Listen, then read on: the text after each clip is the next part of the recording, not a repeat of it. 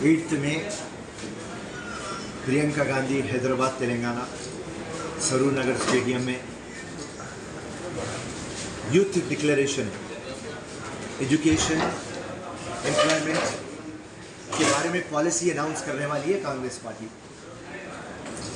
जैसा आप जानते, हिंदुस्तान के प्रधानमंत्री और हमारे स्टेट के चीफ मिनिस्टर केसीआर, चाहे वो एजुकेशन हो चाहे एम्प्लॉयमेंट हो, सिर्फ बड़े बड़े बातें करते, भाषण देते, बकवा करते,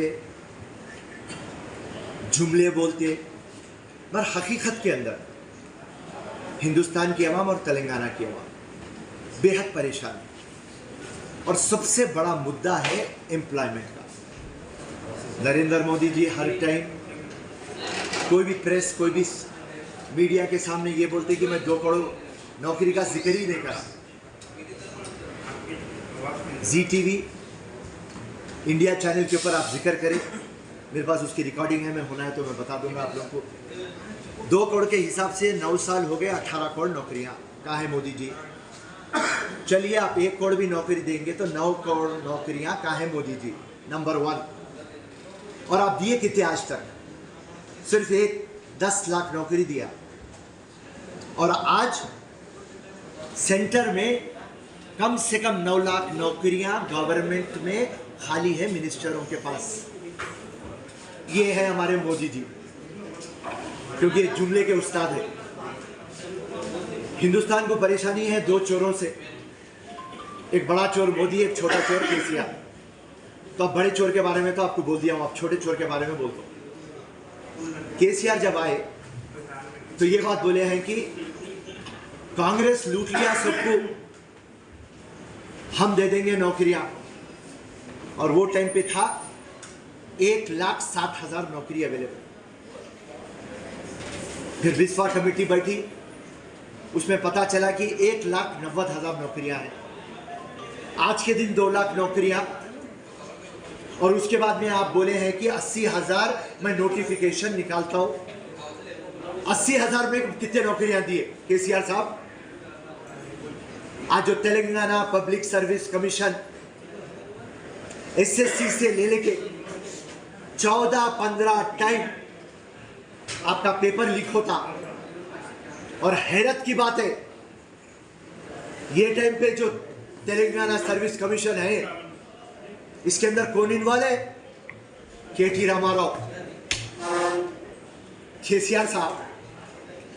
आपकी बेटी शराब के स्कीम में, आपका बेटा पेपर के स्कीम में।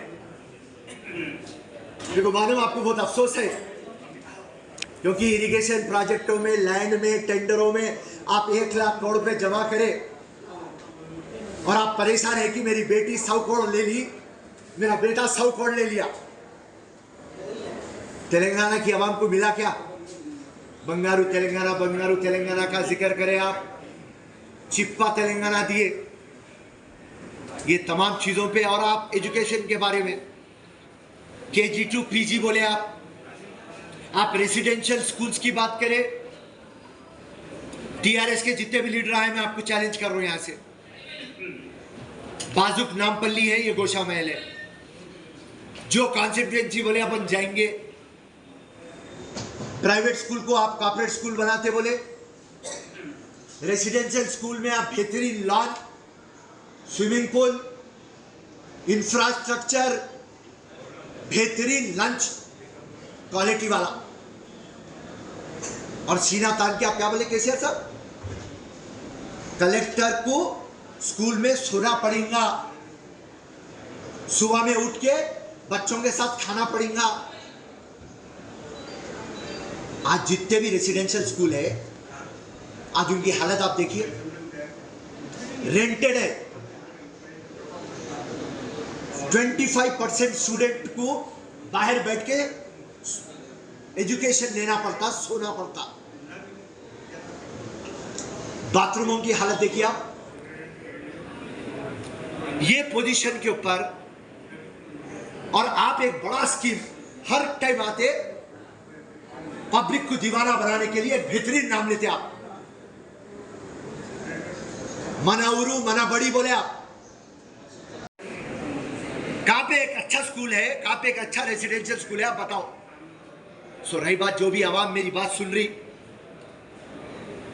30 लाख यूथ रोड पे है। सबसे इंपॉर्टेंट चीज क्या है? नौकरी। नौकरी का मतलब सिक्योरिटी। अरे खवातीन इतनी मेहनत करके पढ़ रही, आज उसको नौकरी नहीं है। मैं मेरे कॉन्स्टिट्यूएंसी में फिरते रहता, मेरे को आके वो लड़कियां बोलते, फिरोज भाई हमारे को ये गवर्नमेंट नौकरी नहीं दे रही, और हमारे वालिद साहब ये बात बोल रहे, नौकरी नहीं मिली तो शादी कर देते। वो बच्ची मेहनत करके तकलीफों में स्कॉलरशिप लेके पढ़ी, शादी करने को। शादी बहुत इंपॉर्टेंट है, और उसको भी कंट्रीब्यूशन करना है। तो ये तमाम मसलों को मद्देनजर रखते हुए प्रियंका गांधी जी सरूनगर आ रहे हैं, यूथ डिक्लेरेशन अनाउंस करेंगे। उत्तम रेड्डी साहब की सदारत में, रेवंत रेड्डी साहब की कैप्टनसी में मेहरबानी करके जो भी यूथ में को सुन रहा, आपसे इनजस्टिस हुई, आपसे अन्याय हुआ, आपसे नाइंसाफी हुई, मेहरबानी करके मैसिव वे में ये प्रोग्राम को आप सक्सेस करिए। और जो बंगारू तेलंगाना का जिक्र हमारा चोर सीएम बोला, वो बंगारू तेलंगाना देने की शक्ति सिर्फ सोनिया गांधी के पास है, और आपका सपोर्ट होगा और जनता का आशीर्वाद होगा। इंशाल्लाह तेलंगाना को सुनहरा गोल्डन तेलंगाना बना के कांग्रेस पार्टी बना देंगे और बता देंगे। जय हिंद, जय कांग्रेस, धन्यवाद।